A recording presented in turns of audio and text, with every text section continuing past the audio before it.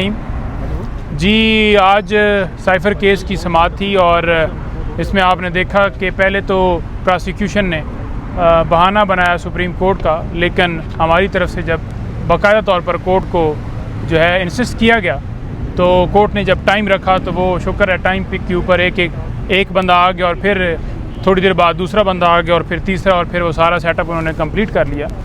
बात यह है कि हमारे आर्गूमेंट्स आज हुए हैं, हमने मुकम्मल दलाइल दिए कि ओरिजिनल जो साइफ़र है वो फ़ॉरेन ऑफिस के अंदर होता है और उसको डी क्लासीफाइड किया गया कानून के मुताबिक, और उसकी जो कापियाँ हैं वो भी कानून के मुताबिक भिजवाई गई। आप सबको पता है, वहाँ पर भी बताया गया कि जो साजिश थी, जो बाहर से धमकी मिली, उसकी रोशनी में हुकूमत गिरा दी गई और जो इल्ज़ाम लगाया जा रहा है कि किसी और स्टेट को फ़ायदा दिया गया है। कैसे फ़ायदा दिया गया है? अगर बाहर से धमकी मिलती है और इमरान खान साहब अपनी कौम को बताते हैं कि ये साइफ़र जो है आया है और इसके बदले में हमारी जो चलती फिरती हुकूमत है उसको गिरा दिया गया, तो वो क्या जुर्म था? उसके ऊपर झूठा मुकदमा बनाया गया। और आज सारे फैक्ट्स जब रखे गए तो हमने देखा कि जब प्रोसीडिंग दूसरी तरफ से स्टार्ट हुई, जब प्रोसिक्यूशन ने आर्गूमेंट्स किए, सबसे पहले तो उन्होंने साफ़ियों को और वकला को सबको बाहर निकालने के लिए उन्होंने गुजारिश की कि हमने कोई पतनी सीक्रेट चीज़ निकालनी है जो कि यहाँ पर इन सब के सामने नहीं की जा सकती।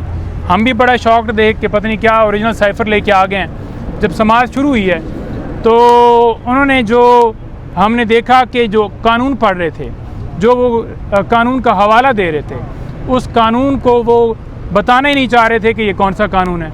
हमने जब उनसे पूछा कि आप बताएं कि ये कौन सा लॉ पढ़ रहे हैं, तो उन्होंने जी कहा कि ये सीक्रेट है, हम नहीं बता सकते। तो कितनी मुज़क्का खेज़ ये बात है कि अगर आर्गूमेंट्स हो रहे हैं और आर्गूमेंट्स के दरमियान अगर आप कोई लॉ पेश कर रहे हैं तो उस लॉ को भी बताने पे जो है वो छुपाने के लिए कोशिश की जा रही है, जो इनकी बदनीति ज़ाहिर करती है कि केस तो है कुछ नहीं, कानून तो डेफिनेटली अब वकला हम खड़े हैं तो हमने आगे से उसको अपोज़ करना है या हमें पता हो कि कौन सा लॉ पेश किया जा रहा है ताकि हम दलाल उसके मुताबिक दे सकें। तो ये प्रोसीडिंग के अंदर ये सारी चीज़ें की गई, लेकिन उनकी तरफ से तकरीबन आधा पौना घंटा आर्गूमेंट्स हुए हैं। हमने कोई ऐसी चीज़ नहीं देखी जो कि वो साबित कर सके। हमारा जो बिल्कुल क्लियर मौक़िफ़ ये था कि आपने जुर्म साबित करना है, आप साबित करें कि क्या जो डॉक्यूमेंट्स, जो कॉपियाँ थीं, जो जिसको साइफ़र को डी क्लासीफाइड किया गया, क्या वो जो डी क्लासीफाइड जो कॉपियाँ थीं वो किसी के आगे भेजना और इस तरह से जो है उसकी तशरीह करके सेंड करना, क्या वो जुर्म था? आप इसको साबित करें ना कि ये हमने जुर्म किया। तो उनसे साबित नहीं हो पाया किसी तरह से कि ये आपने जुर्म किया। फिर हमने ये कहा कि जो आप चोरी के हवाले से बात करें, प्राइम मिनिस्टर ऑफिस का जो अमला है वो इसका कस्टोडियन है, उनके ऊपर ज़िम्मेदारी आयद होती है। ये भी हमने हवाला दिया कि जैसा अब आप बैठे हुए हैं अदालत में, अगर यहाँ पर कोई ऑर्डर हो रहा है या यहाँ पर कोई डॉक्यूमेंट्स है जो कि आपके स्टाफ के पास है और वो गायब कर देता है, तो उसकी ज़िम्मेदारी आपके ऊपर तो नहीं है। जो इंचार्ज होता है उस अपनी पोस्ट का, जो उसके पास डॉक्यूमेंट्स जाएंगे उसका ज़िम्मेदार वो होता है। और जो पुराना लॉ है, जो पुराना ऑफिशियल सीक्रेट एक्ट है, उसका भी हमने हवाला दिया कि ये नया जो है इसके ऊपर इतलाक़ ही नहीं होता। वो कैसे नहीं होता? आइन का आर्टिकल 12 वाज़ेह है कि जो पुराना जो भी कानून होगा, जिस वक्त उस जुर्म किया गया होगा उसके मुताबिक उसकी कार्रवाई होगी, ये भी बताएगी बात।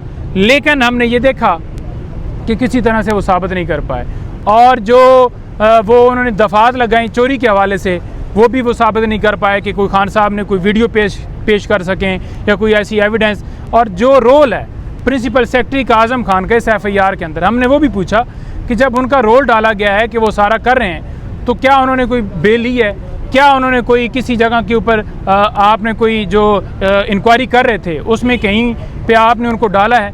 तो कोई ऐसी बात नहीं थी। फिर असद उमर साहब के हवाले से वाज़ेह तौर पर हमने ये भी कहा कि जब असद उमर साहब के हवाले से बातचीत हो रही है, यही कि आज उन्होंने प्रीवियस बेल ली है, तो क्या उनके हवाले से कोई रोल आप क्लैरिफाई करें ना। तो वहाँ पर प्रोसिक्यूशन ने आज उनको क्लीन चिट देते हुए ये कहा है कि कोई शवाहिद नहीं है इनके खिलाफ, जो इटसेल्फ सारा केस एक्सपोज कर रहे हैं कि सिर्फ़ और सिर्फ टारगेट जो है वो इमरान खान साहब हैं। और ये सियासी तौर पर ये इंतकामी कार्रवाई करके, जैसे कि आपको पता है कि 200 के करीब केसेस बनाए गए, और ये भी उसी की एक कड़ी है। ये भी एक बात बताएगी अदालत को। आज हम जो दूसरा देख रहे हैं कि नैब की जो टीम है वो वहाँ पर पहुँची है।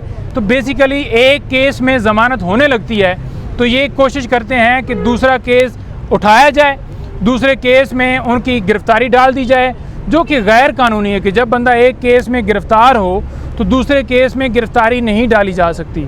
इसके ऊपर सुप्रीम कोर्ट की जजमेंट्स वाज़ेह हैं, इसके ऊपर honourable chief justice Islamabad high court के रिमार्क्स वाज़ेह हैं। लेकिन लास्ट टाइम भी ऐसी गिरफ्तारी डाली गई जो कि 15 दिन बाद हमें पता चली।